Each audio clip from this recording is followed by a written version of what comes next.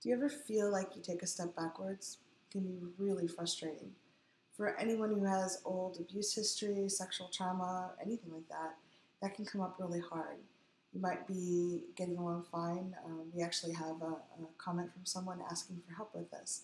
She's getting along great with her partner, loves sex, feeling like everything was going really well. And she's dealing with some old abuse issues and feels like she's lost all that. Mm-hmm. So I'm Cathy Bartoli from the Intimacy Dojo. I'm Reid from readaboutsex.com. So what would you tell someone? Okay, everybody take a deep breath. Good. So I have a different reframe for the whole thing. Mm-hmm. One, if you feel comfortable sharing with the people that you're dating or partnered with that you have had such a history, not everybody's in a place where they're ready to share that kind of stuff. Right.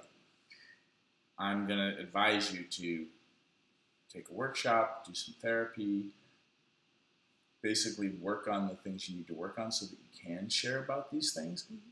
It's not everybody's business. You have a right to your privacy, and not everybody needs details.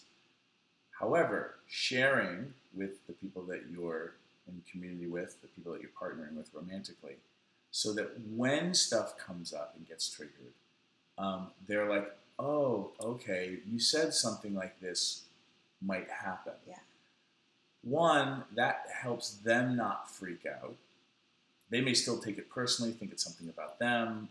Like, they're going to go through their human beingness on it too. But it won't come as such a surprise, hopefully. Then the piece for you all to reframe is, oh, and this has happened a lot with some of the people that I coach. Old stuff shows up to get released because you're finally in a relationship that's strong enough, or you're finally strong enough to let go of something, to kind of let it come through.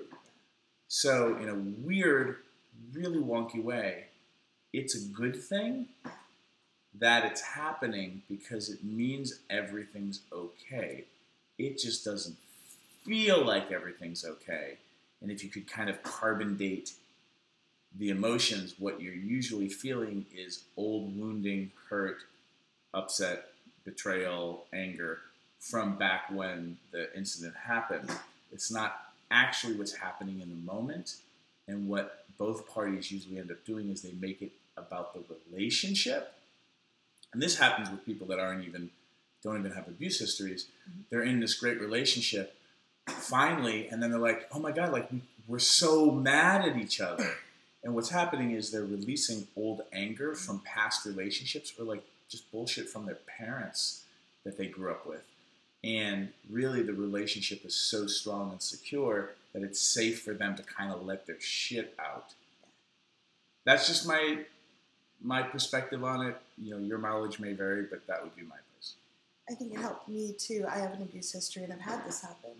And when it does happen, there is that first knee-jerk reaction. Oh my God, I'm back to square one. I did all this work and I have all this stuff coming up again. Realizing that most relationships, the sexual connection ebbs and flows sometimes anyway. We have times when we're really more connected and other times we're less connected. Mm-hmm. So that's part of the natural part of a relationship. Talking about it really helps. And like we said, it's coming up to clear. Every time I go through that, and, I have a little bit of a, oh my God, not again. But once it's cleared, I have a whole new access to my body and my sexuality. So it's really positive in the long run. Yep. And I think everybody feels that, oh my God, what is happening feeling. I don't think... Yeah, oh no, not again. Yeah. And if you can reframe it, they're like, oh, whew, I'm in a place now where I can let go of more of this. And eventually you will let go of most of it, if not all of it, and then all of a sudden it kind of doesn't show up anymore. Yeah. Let us know what you think. What's come up for you, and what's helped you through these times. Yeah. And again, we're not doctors, or actually you have your PhD. Yeah, but we're not medical doctors or therapists, nor do we play them on television. This is just our advice, and the views expressed here are not necessarily those of you two. Bye.